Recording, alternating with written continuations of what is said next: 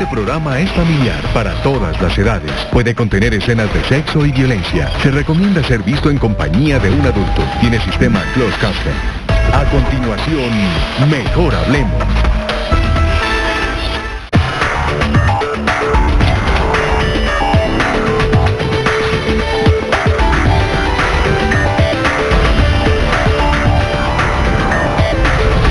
Mejor hablemos. Muy buenas noches, bienvenidos, les saluda de nuevo Claudia Palacios. Estamos ya en Mejor Hablemos, hoy para conversar sobre todo esto que hemos oído en los últimos días a raíz de un fallo de la Corte Suprema de Justicia que ordena a la revista Semana a revelar las fuentes de una publicación que hizo en la que está involucrada una viceministra. A propósito de esto, los invitamos a ustedes a participar en esta conversación respondiendo la siguiente pregunta que vamos a ver gráficamente. Con el fallo de la Corte Suprema de Justicia que obliga a un periodista a revelar sus fuentes, ¿está en riesgo la libertad de prensa? Las opciones son sí o no. Y los invitados para hablar de este tema son Manuel Teodoro, que es director y presentador del programa Séptimo Día, es un periodista estadounidense que ha sido corresponsal de CNN, New York, entre otros medios internacionales. Tulio Ángel es presidente ejecutivo de la Asociación Nacional de Medios de Comunicación, ASOMedios, él es abogado. Kenneth Burbano Villamarín es abogado, es director del Observatorio Constitucional de la Universidad Libre y fue asesor y defensor del pueblo de Bogotá. Y José Gregorio Hernández, abogado ex magistrado de la Corte Constitucional. Buenas noches, bienvenidos los cuatro. Empiezo como siempre de derecha a izquierda. Manuel, quiero que usted y todos respondan si está en riesgo la libertad de prensa o no con este fallo de la Corte Suprema. Yo considero que sí está en riesgo. Partamos de la base que una fuente para un periodista deposita un alto nivel de confianza en el periodista. Existen pactos de confidencialidad que en algunos momentos son necesarios, no siempre. De hecho, yo soy partidario de no utilizar fuentes anónimas porque creo que el público merece saber quién es la fuente, cuál es la credibilidad de la fuente. Pero hay momentos cuando es absolutamente necesario, ya sea porque esa fuente puede perder su trabajo, porque esa fuente puede someter su vida a peligro al revelar su identidad, pero eso no exonera a nosotros como periodistas a escrutar y verificar muy bien la veracidad de la información de la fuente. No es un privilegio incondicional que nosotros tenemos como periodistas. Nosotros tenemos que respetar el derecho del público a saber la verdad y no necesariamente porque una fuente dice algo tenemos que aceptar que es totalmente veraz. Entonces es un privilegio que tenemos, pero obstaculizar ese derecho o ese privilegio que tenemos y exigir la identificación de una fuente puede ser supremamente peligroso en la relación periodista-fuente. Tulio. Sí, yo creo que es abiertamente peligroso. Creería que los grandes escándalos del mundo que ha destapado la prensa, usted que ha sido periodista internacional y usted que ha sido periodista internacional, por ejemplo, no hubiera habido Watergate, no hubiera habido los grandes escándalos, o sea, todos valen una fuente que sin duda, y estoy con Manuel Teodoro, pues tiene que ser el periodista responsable y tendrá el periodista no solo que buscar, y por eso la ley da la rectificación, da la réplica, pero también da todos los derechos del ciudadano para demandar al periodista o al medio. O sea, el medio no puede ser irresponsable, el medio tendrá que velar porque la fuente sea certera y sea válida, pero no es revelando las fuentes que de esta manera se llega realmente a esto. Para mí el periodismo investigativo se quedaría sin información, porque las grandes destapes del mundo en materia de periodístico dependen de unas fuentes certeras que, vuelvo y digo, el periodista tendrá que revisar y tendrá que responder, el periodista o el medio que calumnie o injuria o tenga responsabilidad penal. Pero me parece, y no veo de dónde sale esta discusión, para mí el artículo 73 y el 74 son clarísimos. Aquí ya hay dos juristas importantes que entrarán en materia jurídica, pero para mí y para los televidentes el artículo 73, que son muy breves, es, y lo voy a leer: la actividad periodística gozará de protección para garantizar su libertad e independencia profesional. Y el artículo 74 dice: todas las personas tienen derecho a acceder a los documentos públicos, salvo los casos que establezca la ley. El secreto profesional es inviolable. para mí, más claro, no canta un gallo. Me parece que esto de buscarle suturas o interpretaciones jurídicas que menos mal son la minoría en las Cortes y menos en la Corte Constitucional, sin duda llevaría a que el periodismo de investigación e información dejara de denunciar una gran importante. Por eso estoy de acuerdo con el procurador que ayer se pronunció diciendo que hará parte realmente en ese tema. Kenneth Urbano. Bueno, muchas gracias por la invitación, Claudia. A ustedes, compañeros de mesa, un cordial saludo y a los televidentes. Bueno, la pregunta es si está en riesgo efectivamente, hay una protección constitucional que ampara el secreto profesional, y el secreto profesional de los periodistas es justamente salvaguardar sus fuentes. Cuando hay órdenes de carácter generalizado para que se hagan revelaciones de fuentes, pues realmente estamos poniendo en peligro no solamente esa libertad de información, esa libertad también de que los medios puedan transmitir esa información, sino que también revelar las fuentes genera una grave afectación, no solamente para el periodista, sino también es una afectación, dijéramos, como al sistema democrático de un país. No obstante lo que acabo de decir, es importante tener en cuenta que en ese ejercicio de la actividad periodística también se podrían afectar derechos fundamentales de las personas. Entonces, el gran problema que tenemos es encontrarnos en esa tensión de derechos que podría estar referido a revelación de fuentes, por un lado, y por otro lado, la salvaguarda de derechos fundamentales de las personas. Es una tensión que hay que resolver de manera estricta por parte del juzgador. Concluyo entonces. Si se van a dar órdenes generalizadas para que a través de fallos judiciales se revelen fuentes de los periodistas, ciertamente que estamos ante una grave dificultad. Exmagistrado. Bueno, yo quisiera comenzar precisando algo, aunque no vamos a entrar propiamente en el análisis del caso específico, pero vale la pena precisar, hasta donde tengo entendido, la Corte Suprema de Justicia no impartió en su sentencia una orden específica al medio de divulgar su fuente, sino que negó una acción de tutela que fue formulada por la revista Semana contra una sentencia que ordenaba entregar una serie de documentos, y entre ellos pues los correos que se habían cruzado entre el periodista y la fuente. Eso para precisión, porque hasta donde yo veo no hay una decisión de la Corte Suprema de Justicia en el sentido de decir revele la fuente. Pues no lo dice así exactamente, de hecho niega la tutela, que es lo que usted acaba de decir, pero al negar la tutela, pues ese es el efecto. Al negar la tutela, parece que la negó porque era extemporánea a su juicio, porque han pasado muchos meses desde... Porque no se cumplió con el principio de inmediatez. De inmediatez, exactamente, que es un principio que además se han inventado en los altos tribunales y que no está en la ley ni en la Constitución, pero bueno. Entremos a los temas de carácter general. Yo estoy totalmente de acuerdo con lo que aquí se ha dicho, porque la reserva de la fuente es una garantía, hay que comenzar por decir eso. Es una garantía de la independencia, de la libertad del periodista, de la libertad del medio de comunicación. Es algo puesto al servicio de la sociedad, porque no se nos olvide, y así lo ha dicho la Corte Constitucional reiteradamente, hay un derecho que está garantizado en el artículo 20, que es el derecho a la información veraz e imparcial. Ese es un derecho, ha dicho la Corte, de doble vía. Tanto derecho tiene el periodista, el medio, a informar, como el público a recibir la información. Una información veraz e imparcial. Y eso no se puede lograr si el periodista o el medio tiene que estar revelando las fuentes de las cuales consigue la información, porque pasa lo siguiente: muchas veces la fuente, inclusive muchas veces por protección de su propia seguridad y hasta de su propia vida, supongamos que está esa fuente trabajando en un ámbito de corrupción, en un determinado instituto en donde hay corrupción, y él quiere revelar que eso ha ocurrido así, que hay corrupción, pero no le interesa que su nombre se sepa. Entonces, si al periodista, a esa persona, le da la información, será porque le va a reservar su nombre.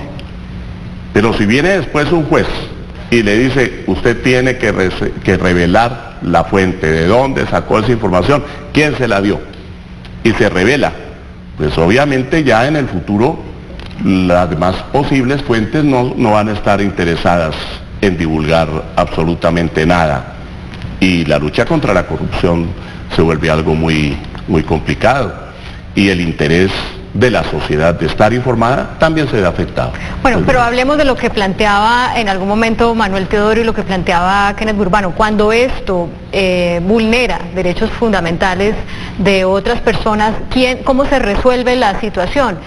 Salgámonos de la discusión de si aquí se vulneró un derecho fundamental, porque además sí, aquí hay todavía unas instancias que aplicar.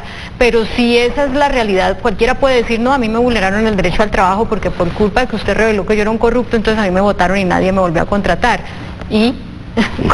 Yo lo que creo, Claudia, y perdóname, me interrumpo, pues respetando lo que dicen los juristas que están en esta mesa, pues para uno pues que es abogado pero ya dejó el ejercicio, pues es complicado. Yo sí creo que es abiertamente complicado la fuente. Creo que además la responsabilidad del periodista le cabe toda, y habrá que buscar otros mecanismos de prueba que no sea la revelación de la fuente para poder determinar. O sea, yo creo que en este caso, que no es el caso de Mano, si fue extemporáneo o no, porque es que hay una frase de la Corte que es la que preocupa acerca del tema de los derechos fundamentales que no se entiende muy bien. Yo por eso creo y no entiendo muy bien ni lo del tribunal ni lo de la Corte. Claro, está apelado en la sala laboral y pues me imagino que irá a revisión de la Corte Constitucional porque el tema ha dado, pero ustedes que son los periodistas, me parece que para ustedes sería mortal. Vuelvo, insisto, Watergate, todos los grandes escándalos mundiales que han revelado los medios son de una fuente cierta y el periodista tendrá que responder por su fuente y tendrá que analizar y vigilar y lo podrán demandar, pero ante todo no revelar la fuente. O sea, en todas las películas, en la realidad,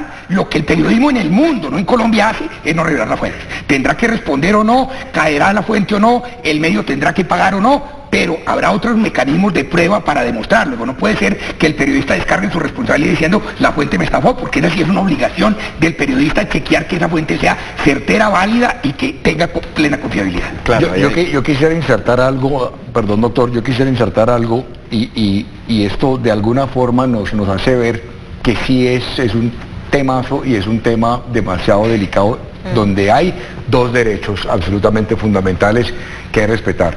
Recordemos que los periodistas tenemos que trabajar dentro del marco de la ley. Nuestro ejercicio periodístico, la aplicación del derecho a la información, el respeto del derecho del público a saber la información no es incondicional. Les voy a dar un ejemplo. Hace poco me llegó una denuncia, ahora que está de moda el tema del acoso sexual y el abuso sexual por parte de las mujeres, por parte de abusadores en el ámbito laboral, de una mujer que acusó a su jefe y nos mostró una prueba. Dijo, esta es una prueba. La prueba era el jefe, no puedo nombrar absolutamente a nadie, diciéndole buenos días en un tono, digamos, muy simpático. No había un evidente... O sea, era un audio. Era un audio, y se escuchaba la voz de ese señor. Y él nos envía esto y nos pide que por favor divulguemos esto dentro del contexto de lo que es la gran noticia hoy en día, y es el abuso sexual en todas partes. Cada día hay otro acusado. Y que no revelamos su identidad. Lo primero que nosotros tenemos que hacer es buscar la contraparte a ver qué tan cierto es respetar el derecho o el supuesto derecho a la réplica del señor, de verificar como periodistas quién es este señor, si hay un pasado judicial, si él ha tenido que responder antes. No encontramos absolutamente nada contra el señor, ¿no? ¿Qué tal si hubiéramos salido al aire, no, con esta denuncia diciendo que este señor es supuestamente un abusador sexual, sin revelar la fuente? El acusador hubiéramos podido difamar, violar seguramente... No, pero en este caso incluso revelando la fuente también queda mancillada la honra de la persona, y es la palabra de uno contra la palabra de otro. Exacto, y lo que quería era digamos, fortalecer un poco lo que dijo Tulio, y es que nosotros como periodistas tenemos una obligación muy grande, Claudio. ¿Y aquí es la obligación de solidificar la veracidad de una acusación, de ver más allá de esa fuente. O sea, más allá de la identidad de la fuente, es la veracidad de la información que él también da, que él da. Claro, permítame, antes de que hable, Kenneth, les quiero compartir, por ejemplo, cómo eran los procedimientos en CNN cuando yo trabajaba allá.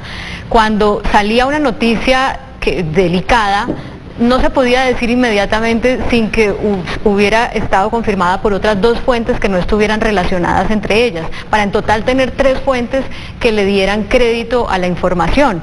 Y si la noticia era tan importante que no podíamos dejar de decirla, tendríamos que decir en este momento la cadena tal, así fuera la competencia nuestra, está informando que, ¿no? Para no pues caer en decir cosas que una fuente no pudiera sustentar. Sí, claro, es que ahí hay varias cosas para tener en cuenta. Claro, es lógico que hay una protección constitucional y se ha hecho en reiterada jurisprudencia, pues el doctor José Gregorio lo sabe a la perfección, que la Corte Constitucional, o sea, estos temas no son nuevos, la Corte Constitucional desde fallos desde el año de 1995, 1998, inclusive con el control de constitucionalidad que se hizo sobre el Estatuto del Periodista, ¿no? La Ley 51 de 1975, que fue declarada inconstitucional, pero con respecto a ese artículo 11, que era el del amparo de la fuente, la Corte hizo una explicación sobre la importancia de preservar las fuentes. Entonces, ¿qué podemos decir sobre el particular? Hay una protección no solamente constitucional para la protección de las fuentes de los periodistas para el ejercicio de la libertad de la actividad periodística, sino que también, dijéramos, diferentes tratados internacionales amparan eso.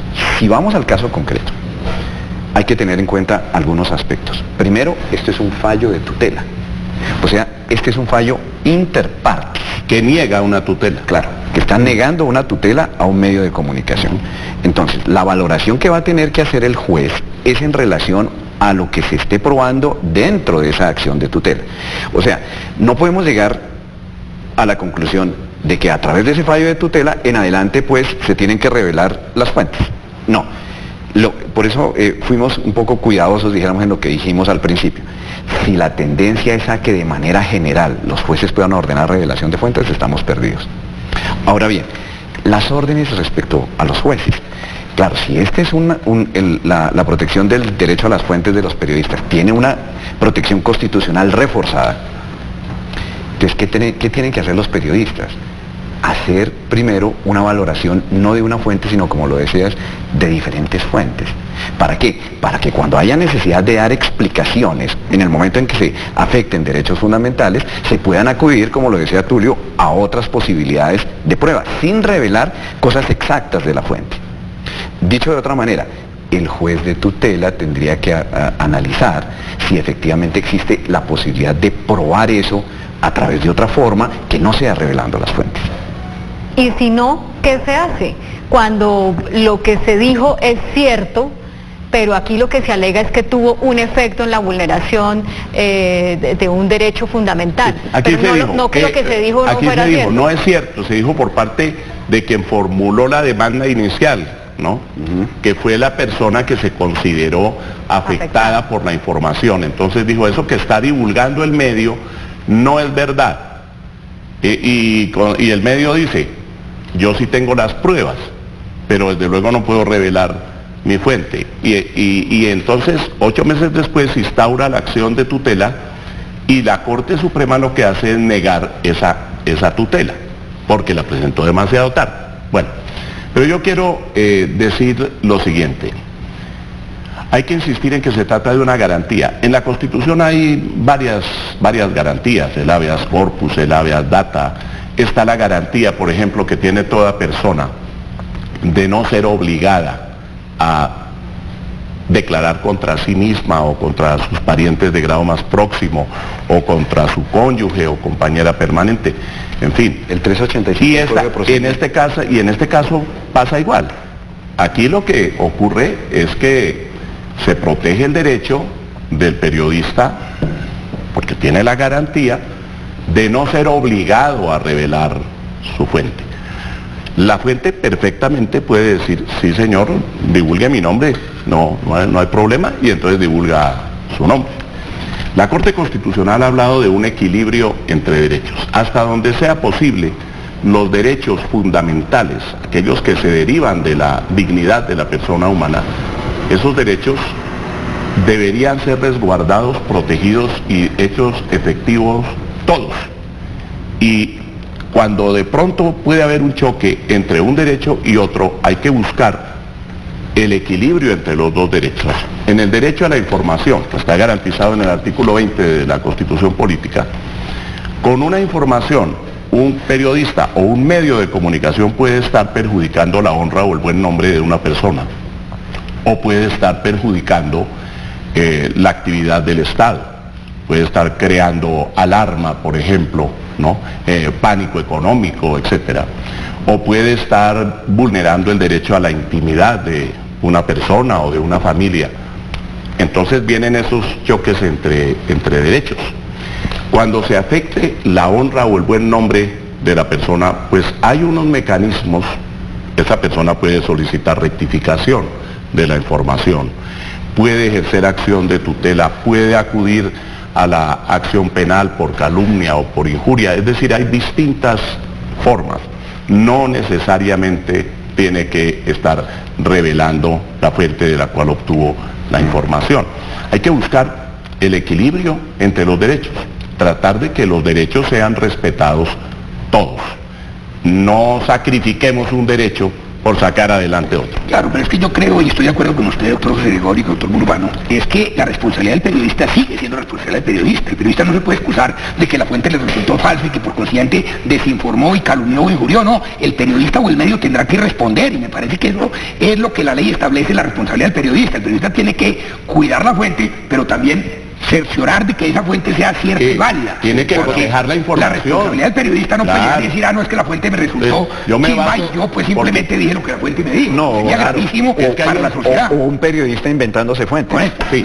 O una fuente que quiere manipular al periodista, que eso también ocurre. Claro. Hay fuentes que se especializan en comunicarse con los periodistas y tratar de manejar las cosas, quién sabe con qué propósitos, diciéndole al periodista algo, soplándole algo que puede no ser cierto, pero que quiere obtener cierto resultado. Y el periodista no se puede dejar manipular. Ese es el punto. El punto es, partamos de la base que toda fuente tiene un interés.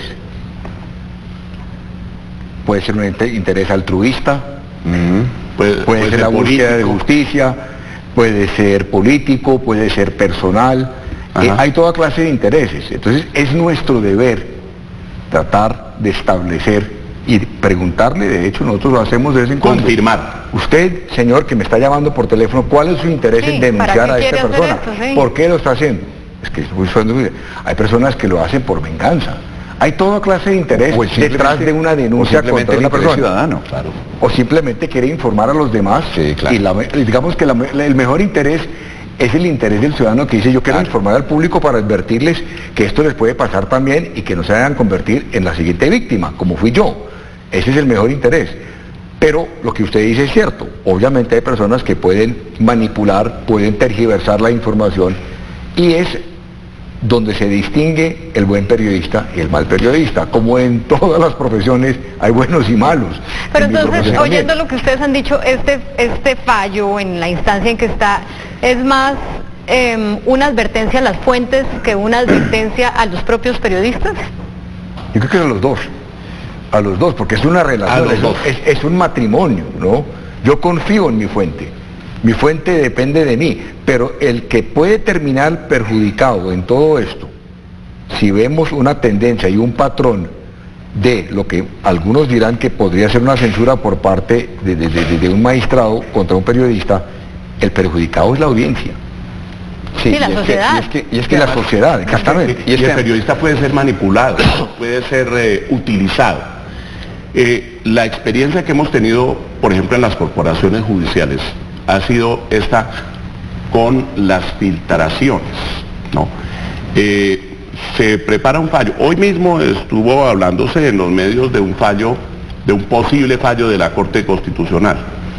Alguien que conoce el fallo por algún motivo o el proyecto de fallo, y entonces malintencionadamente se va a algún medio para que el medio revele cuál podría ser el contenido del fallo y comienzan, como le decía ahora, las presiones sobre la corporación judicial, o sobre el procurador, o sobre el fiscal, o sobre el juez.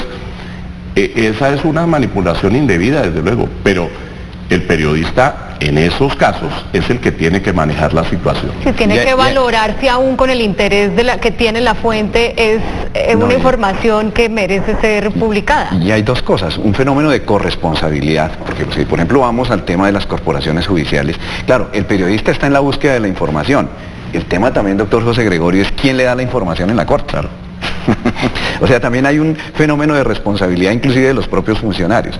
Y ahora, por otro lado, en cuanto a la reserva de la fuente, tenemos, como lo dice Tulio, temas de responsabilidad. Y el tema de la responsabilidad en cuanto al manejo de las fuentes implica para el periodista deberes no solamente de tipo jurídico, sino también éticos. Ese es el tipo de deber que hay ahí. Entonces, claro que los periodistas tienen que responder. Claro que los periodistas tienen que responder y lo pueden hacer penalmente, lo pueden hacer también a través de acciones de tutela cuando por ejemplo se invocan acciones de tutela y obligan a la rectificación de la información, pero también hay un deber ético, dijéramos, de preservar esas fuentes y también que esas fuentes sean fidedignas, confiables y el deber, dijéramos, de valorar las diferentes informaciones que con respecto a esa fuente se tengan. Sí. Yo le voy a decir, doctor, cuál es el temor que yo tengo y creo que muchos periodistas lo comparten. Nosotros no podemos declararnos como por encima de la ley o con unos derechos que no sea que extraordinarios, pues que nos hace omnipotentes. No se trata de eso. Lo que a mí me preocupa es que este hecho puede terminar siendo una especie de jurisprudencia, por falta de otra palabra, que activaría un patrón de abuso de derechos por parte de los corruptos en este país. No es ningún secreto que en este país hay muchos bandidos, muchos corruptos, que saben que tienen los derechos y son muy hábiles. Pero además saben en que este pueden abusar momento en de que la corrupción ha permeado las altas cortes y estas decisiones vienen de magistrados de las altas cortes, incluso el noticiero Noticias 1 acerca de este caso del que estamos hablando sacó el fin de semana unos cuestionamientos sobre el magistrado involucrado. Entonces, también es válido pensar que hay la interpretación de pensar que hay un interés de parte de esos magistrados de emitir un fallo que siente un precedente para que en este momento tan álgido de las altas cortes los periodistas no nos metamos mucho más en el cartel de la toga, pues también es una interpretación válida y legítima. El ciudadano podría hacer esa lectura. No es ningún secreto que en este momento las relaciones entre la prensa y la justicia no están en su mejor momento. O sea, lo que dice Claudia lo podría leer el ciudadano, pero también hay que ser, dijéramos, ponderados y objetivos. Estamos ante un fallo de tutela y los fallos de tutela y las acciones de tutela también tienen sus reglas. Claro, ya, también tienen sus reglas. Va a ser una decisión interpartes. Tengo entendido que el proceso que suscita esta tutela todavía no se ha fallado. Y tiene revisión de la Corte. Sobre un proceso de responsabilidad extracontractual que todavía está pendiente y queda, digamos, en el tema de la acción de tutela, la revisión de la Corte Constitucional.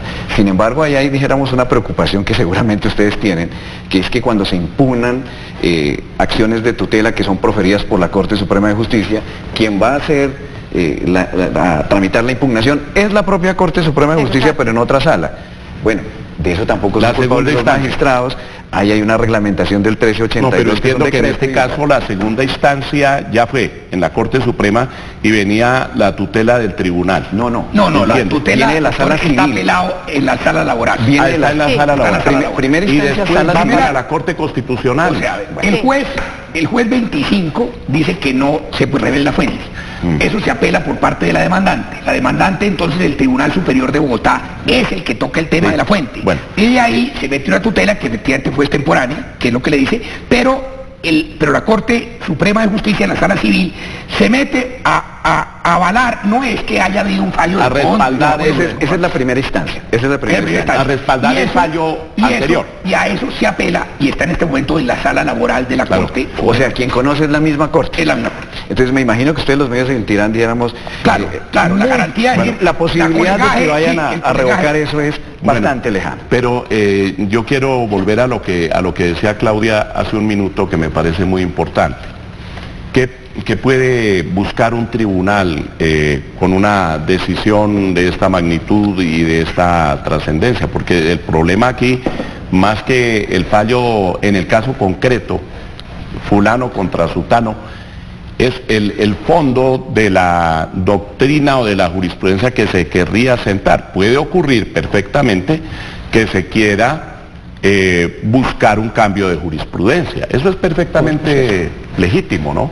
Y la jurisprudencia no es estática, la jurisprudencia no puede quedarse quieta, estacionada. En un momento de la historia puede ser que se quiera buscar que la Corte Constitucional, al revisar este fallo, cambie su tradicional jurisprudencia. Que iría contra muchos fallos en los que ha protegido la reserva de la fuente. Sí, no, sin duda.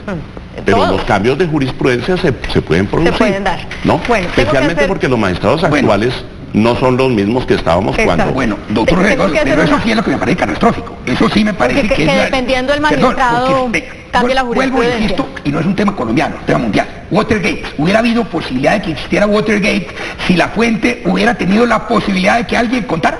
El proceso 8000, y cojamos todas las denuncias de los medios de comunicación y de los periodistas, y aquí hay dos periodistas importantísimos, transnacionales, además han trabajado por fuera y en Colombia, y esto es un tema mundial. O sea, si las fuentes comienzan a ver la posibilidad que la justicia permita de que obliguen las fuentes, nadie volvería a hablar. Las fuentes pueden ser de todo tipo, y el periodismo tendrá que mirar que la fuente sea cierta, verdadera, insisto, como decía Claudia, con medidas de 2 o 3 y comprobación, pero si no, el periodismo y la guerra contra la corrupción está perdida. Y yo sí me niego a creer que esto sea una cuenta de cobro entre la toga o no. Yo me niego a creer que estos son fallos menores. Y por eso estoy seguro que no.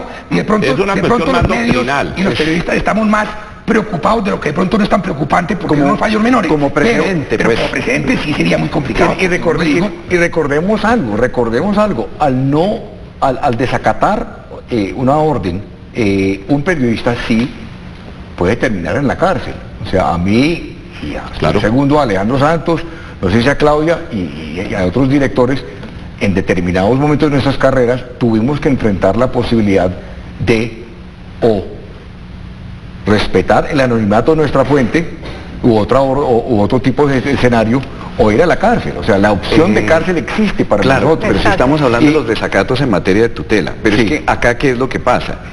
Si se obliga a dar cierta información que es viable para el proceso original de responsabilidad extracontractual, pues ¿qué va a pasar si se está pidiendo una determinada prueba y no se aporta? Posiblemente lo que se va a perder es el proceso, ¿no? Porque son dos situaciones distintas. ¿Y que se resolverá con una multa, no con cárcel o qué? No, claro, acá no, para ese proceso de responsabilidad extracontractual. Yo creería, Claudia, no sé ustedes, pero un periodista, creería que si van a meter presos a los periodistas, pues una vez que comienzan a salir una cárcel y no, pero es que ese no es el efecto. Pero tengo que hacer una pausa para comerciales, hace rato me están pidiendo, y cuando regresemos vamos a ver los resultados de que ustedes en sus casas han dado a esta pregunta. Y a mí me generan especial curiosidad porque los medios no estamos pasando por el mejor momento frente a cómo las audiencias nos ven. No solamente porque nos critican, porque a través de las redes sociales se pueden informar de otras maneras, porque creen que tenemos unos intereses económicos, políticos, etcétera, y hemos perdido, desafortunadamente, en cierto modo, audiencias y credibilidad. Entonces quiero saber cómo ha contestado la gente a esta pregunta,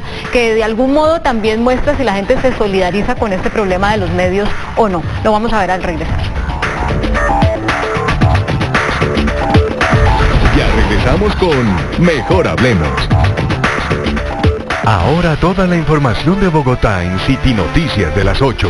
Le tomaremos el pulso a la ciudad, recorreremos sus calles, denunciaremos la inseguridad y los problemas de su barrio. Y ustedes, los bogotanos, serán nuestros reporteros ciudadanos. Escucharemos sus denuncias y buscaremos juntos las soluciones en City Noticias de las 8. City Noticias de las 8 con Jonathan Nieto desde el 22 de enero. Dirige Darío Restrepo. Hola, bienvenidos. estamos fuera del estudio. Un micrófono, una cámara y unos cuantos pasos. Es todo lo que necesitas para que junto a María Beatriz recorras los hechos que son y serán noticia en el país y el mundo. Y en plata blanca pues serían unos 37.000 pesos. Para también estar en los planes de Peckerman y poder ir al Mundial. Con toda la información desde el corazón de la sala de redacción del periódico El Tiempo. Fuera del estudio. Lunes a viernes, 7:30 de la noche. City TV, tu mundo aquí. Babymarket.co, babymarket.co. Aquí todo lo que quieras para tus hijos. Entra ya, www.babymarket.co. Mañana, en Doctor City. ¿Sabes qué pasa cuando la tecnología y la salud van de la mano? Procesamos en este centro las córneas, la membrana amniótica, la piel. Visita con nosotros a Patricia Osorio. Hago ejercicio todos los días, me exijo. Y aprende todo sobre la seguridad en las rutas escolares. Cogen un niño, lo dejan ahí o tienen que entregárselo a alguien. ¿Cómo? No, siempre tiene que haber una persona responsable. Doctor City, mañana, 9:30 de la mañana. City TV, tu mundo aquí. Si leer te parece aburrido es porque no has leído lo que te gusta. ¿Te aburre lo viejo? Prueba lo nuevo. ¿Te aburre lo nuevo? Prueba lo que quieras. ¿No sabes qué decir? ¿No sabes qué escribir? Lee. Lee en redes sociales, con etiquetas o sin ellas. Lee sobre lo que pasa o lo que pasó. Sobre amores imposibles o viajes fantásticos. Sobre lo que escuchas o lo que no quieres escuchar. Lee 1000 hojas impresas o en una pantalla. Lo que quieras. ¿Por dónde comienzas? Por esa revista en el supermercado, por ese libro viejo debajo del mueble, o ese manual que sí hacía falta. ¿Dónde hacerlo? De noche, de día, afuera, adentro, en bus o a pie. No, a pie no. Comencemos a hablar de cuántas palabras nos devoramos. Aquí no gana el que lea más, gana el que lo hace. Porque leer lo que te gusta también es leer. Lee lo que quieras, pero lee.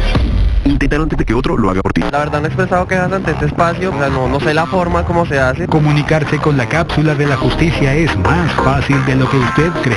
Déjenos sus inquietudes y comentarios por mail, por teléfono, a través de una carta o en la City Cápsula. La cápsula de la justicia. El programa del defensor del televidente. Sábados, 1:30 de la tarde por City TV.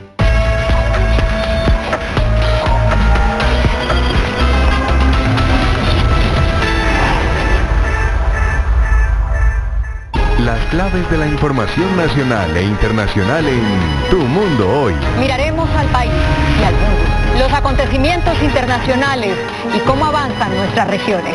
Analizaremos el postconflicto y lo que hay que mejorar. Pondremos la lupa en el país. En Tu Mundo Hoy, a las 9 de la noche. Tu Mundo Hoy, lunes a viernes 9 de la noche, desde el 22 de enero. Dirige y conduce Claudia Palacios.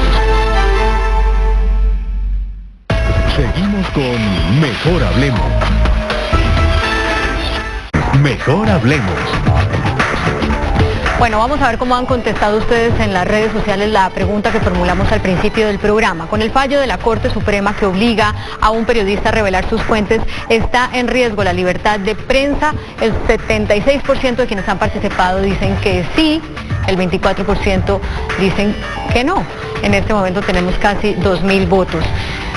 ¿Cómo interpretan ustedes esta manera como la gente responde esta pregunta? ¿Es un respaldo a los periodistas? ¿Es un respaldo al periodismo, a la necesidad de sentirse informados? Yo pienso que es un respaldo a la misma audiencia. Ellos diciendo nosotros queremos información, nosotros queremos tener acceso a la información, necesitamos que los periodistas nos den la información y si prospera, pues digamos una tutela que impida pues o que le obliga a en este caso Semana de Dinero revelar la fuente, pues seguramente muchos periodistas pues van a dejar de ser tan rigurosos o muchas fuentes no van a querer confiar en esos periodistas y quienes terminamos perjudicados somos nosotros, la audiencia. Sí, el ciudadano del común. Claro, es que precisamente el objeto, el propósito de esta garantía consiste en que el derecho a la información no esté circunscrito o condicionado, y menos aún por decisiones judiciales. Que no vaya a haber una sanción por haber buscado la información y por haberla divulgado. ¿Y eso a quién le interesa? Como decíamos antes, es un derecho de doble vía, de tal manera que tanto interesa al periodista y al medio como a la audiencia. Entonces, a la audiencia le importa mucho recibir la información. Y si resulta que los periodistas van a tener miedo de buscar fuentes porque pueden obligar a que se revelen las fuentes, o las fuentes se van a desanimar porque entonces pueden quedar en cualquier momento expuestas, eso desde luego conspira contra la información como derecho, una información libre, abierta, una información que pueda darse con toda tranquilidad por parte de los periodistas y de los medios. ¿No sería que una solución? Yo entiendo que la demandante o el abogado de la demandante está pidiendo expresamente que sea revelada la fuente para verificar si tiene más o menos legitimidad lo que esa fuente le entregó a la revista Semana. Pero si aquí lo que está en juego es ganar un proceso o perderlo, no para que alguien vaya a la cárcel o no, sino para que una demanda económica, ¿por qué se va por el lado de la revelación de la fuente y no de probar si eso era cierto o no era cierto y pagar o no pagar? ¿No? O sea, si Semana se equivocó y la ex viceministra prueba que eso no era cierto, pues que Semana pague y dejamos lo de la fuente, no nos metemos en el tema de revelar la fuente. Es una pregunta muy buena. La pregunta es, ¿la identificación de esa fuente sí aportaría a esclarecer más los hechos y es necesario para saber si los hechos son verídicos o no? Puede que sí, puede que no. Y el otro aspecto, es decir, la revelación de la fuente es la única forma para llegar llegar a la certeza de lo que se quiere buscar. Entonces el operador judicial tiene la obligación de ver las otras posibilidades antes de ir a afectar la protección constitucional que hay sobre las fuentes. Pero me permite una cosa además, Claudia, sobre los resultados. Yo estoy de acuerdo con todo lo que se ha dicho acá, desde luego. Pero también en la opinión pública hay una percepción que es absolutamente válida. Es que los medios de comunicación han denunciado muchos casos de corrupción. Y muchos casos, dijéramos, difíciles y que afectan a la sociedad. Buscar justamente protección de fuentes es para que el periodista tenga la posibilidad de esa independencia y seguir denunciando. Y también hay, de cierto modo, y en estas especiales circunstancias, cierto desprestigio de la rama judicial. Entonces, esos resultados también pueden ser, digamos, la manifestación de los ciudadanos en que creen, en que confían que los medios de comunicación sirven para denunciar y son una voz ciudadana. Sí, además yo creo, porque por ejemplo me parece que el tribunal cayó en una discusión que no tenía la pena, porque Semana, además, para no hablar del caso, había dicho, revelo la fuente, no quiero poner ni los remitentes ni el recibo de las personas, los tacho y le abro los libros. O sea, me parece que se metió en una disquisición filosófica que trae este problema, pero que tampoco es de la rama judicial. Por ejemplo, ahí salió ya esta semana una tutela ahí sí de la Corte Constitucional, en un caso de RCN de Cuatro Caminos, donde claramente la demandante dice, revelen la fuente y le niegan la fuente y dicen esto no es posible porque la norma constitucional no lo permite. O sea, no estamos de pronto haciendo más olas de la que toca, pero sí efectivamente en mi concepto no fueron afortunados, digamos así, ni el Tribunal Superior ni la tutela en la Corte, en la sala civil de la Corte Constitucional cuando se metió a elucubrar de la Corte Suprema, perdón, cuando se metió a elucubrar sobre el tema de la fuente. Me parece que fueron desafortunados al menos porque dejaron la duda de que podría entenderse una abierta violación del artículo 73 y 74, que no creo que ha sido el propósito de la rama jurisdiccional ni de una lucha de poderes. Ahora, es una cosa importante desde la perspectiva jurídica. Quien sienta jurisprudencia en materia constitucional es la Corte Constitucional. Entonces, un fallo de estos, por ejemplo, producido por un tribunal o por la Corte Suprema de Justicia, puede ser revisado por la Corte Constitucional, la Corte verá si lo selecciona o no, y la Corte se pronunciará. Seguramente este fallo, dado todo el escándalo que se ha armado, seguramente la Corte Constitucional la seleccione y reitere. Lo que yo creo es que reiterará su jurisprudencia, ¿no? Que es una jurisprudencia reiterada que se trazó desde 1992 en adelante, en el sentido de preservar la garantía y lo que antes manifestaba, que es el equilibrio entre los derechos. No se puede sacrificar un derecho en aras de otro derecho. Hay que buscar el equilibrio. Y eso es lo que ha dicho la jurisprudencia. Sí, yo quiero que ahondemos en lo que estaba diciendo Tulio, también a propósito de lo que decía Manuel, porque es que Semana, cuando le dicen revele la fuente, dice, listo, yo no revelo la fuente, el nombre y el apellido, pero revelo lo que la fuente me dijo, como me lo dijo, las pruebas que me presentó. Y entonces ahí le dicen, no, lo importante es que revele la fuente. Es más como uno lo interpretaría como es un deseo quizá de encontrar con quien tener una revancha en el caso de que sencillamente se confirme que lo que la revista publicó es así. Es tener a quien echarle la culpa, es tener a quien después hacerle algo... como una venganza. Como una venganza. Como una especie de venganza. Yo reitero, nosotros en los programas que yo dirijo tratamos de evitar la fuente anónima. Nosotros consideramos que la mejor forma de hacer periodismo no es posible siempre, pero la mejor forma y lo más deseable para el derecho del público a saber quién es la fuente es mostrando la fuente. Muchas personas llegan y producen denuncias y lo primero que nosotros le exigimos a estas personas es tiene que hacerlo de forma abierta. No, es que me da miedo hacerlo de forma abierta y prefiero ser anónimo.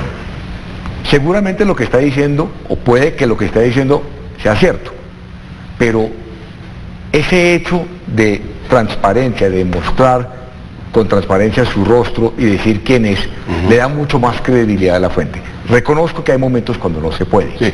Cuando no se puede porque va a perder su trabajo, por su seguridad personal, etcétera, etcétera, etcétera. Y es ahí donde como periodistas tenemos la obligación de acertarle esa información, verificar la credibilidad de esa fuente, de explicarle al público si es necesario o si el anonimato es indispensable, porque esa persona es creíble. Pero es porque lo quieren hacer, pero tienen derecho a hacerlo de esa manera o a hacerlo con la fuente reservada. Lo que le garantiza el sistema jurídico es que si acaso utiliza una fuente que pide la reserva, no se vea obligado a revelar esa... Sí, pero yo quiero hacer una pregunta aquí a los periodistas, porque estamos hablando, pues los abogados, juristas como usted, yo he metido, y aquí los periodistas no han intervenido relativamente poco. Yo me gustaría con Claudia, ¿qué pasaría, vuelvo, insisto, en los escándalos mundiales, Watergate? Si hubiera dado Watergate la posibilidad de que Garganta Profunda hubieran revelado los periodistas frente al poder del señor Nixon, para que el señor Nixon se cayera.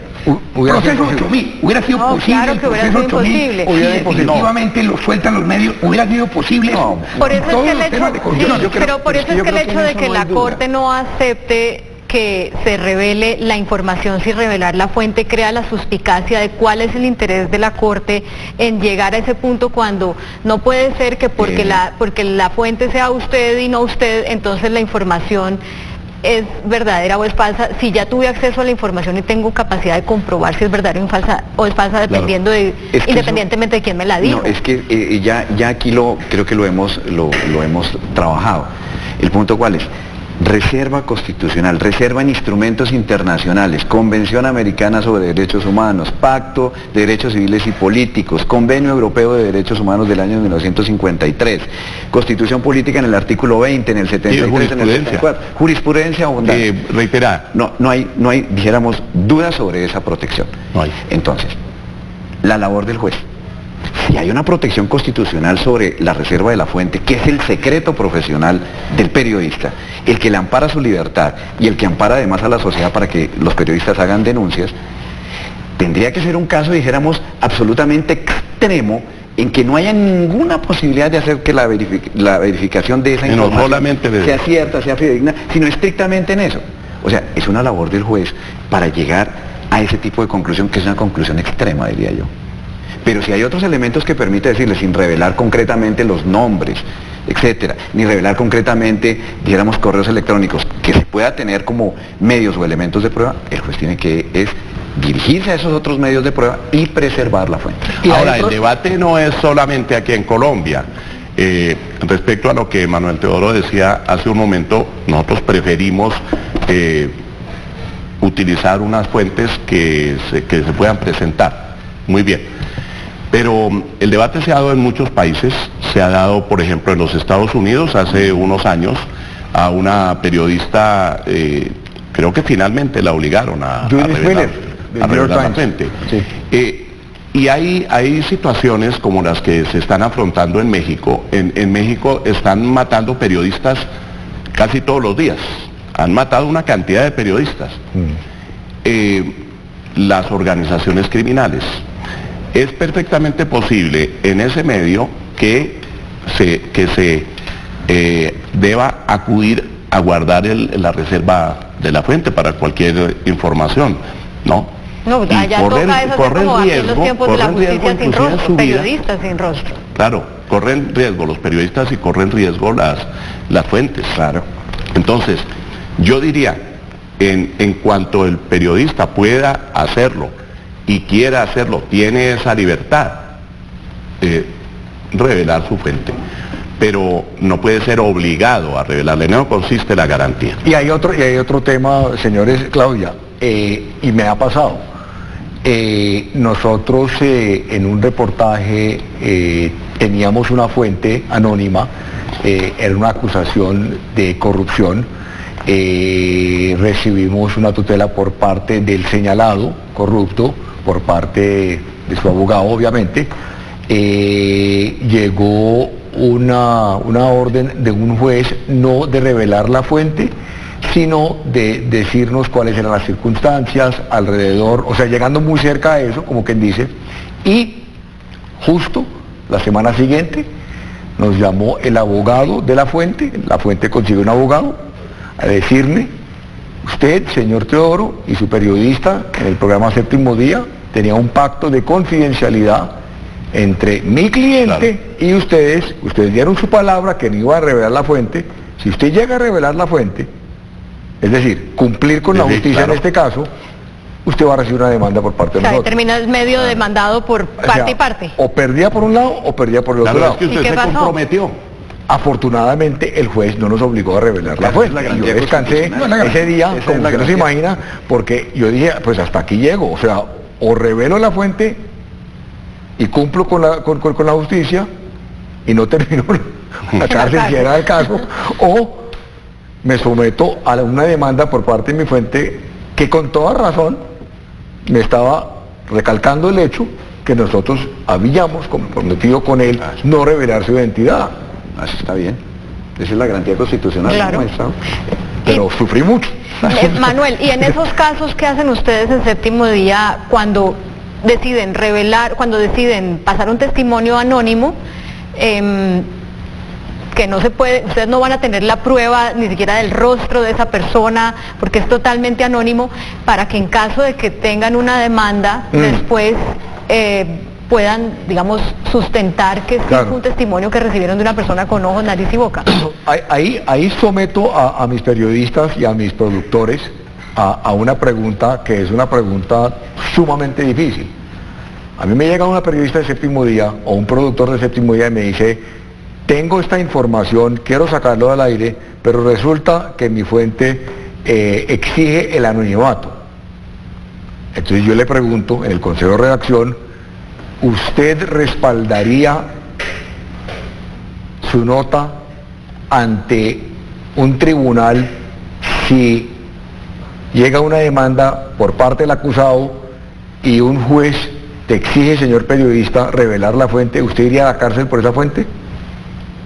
Casi siempre se quedan callados. Casi siempre me dicen, no, es que ¿quién se quiere ir a la cárcel? No, pero... O sea, ¿qué periodista se quiere ir a la cárcel? Nadie le quiere ir a la cárcel. La realidad, ustedes dos, si el periodismo pierde la posibilidad de que las fuentes sean secretas. No, se queda uno sin fuentes y se acaba el periodismo. Nos toca empezar a poner dibujos animados por todas partes. Pero es que ahí hay una obligación también. Es decir, que ir a comerciales súper breve, por favor. Bueno, tengo una fuente entonces que es anónima.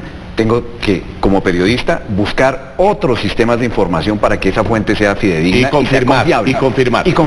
Eso no hay duda. Esa es la manera. Estamos de acuerdo. Me toca revelar la fuente, pues sencillamente yo tengo otros medios probatorios para decir, mire, yo hice la verificación, hice la constatación, me valí otros medios. Claro, el simple testimonio de la fuente, no importa lo que esté diciendo, no debería ser... No debería ser el único elemento con el que cuenta el periodista. No es el único. Sino que debería, y eso está en sentencias. Claro, en sentencias de la Corte, lo hemos dicho.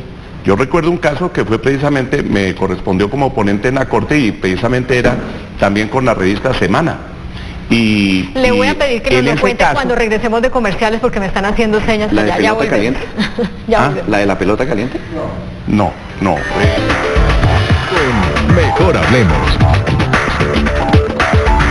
Las claves de la información nacional e internacional en Tu Mundo Hoy. Miraremos al país y al mundo, los acontecimientos internacionales y cómo avanzan nuestras regiones. Analizaremos el postconflicto y lo que hay que mejorar. Pondremos la lupa en el país. En Tu Mundo Hoy, a las 9 de la noche. Tu Mundo Hoy, lunes a viernes 9 de la noche, desde el 22 de enero. Dirige y conduce Claudia Palacios.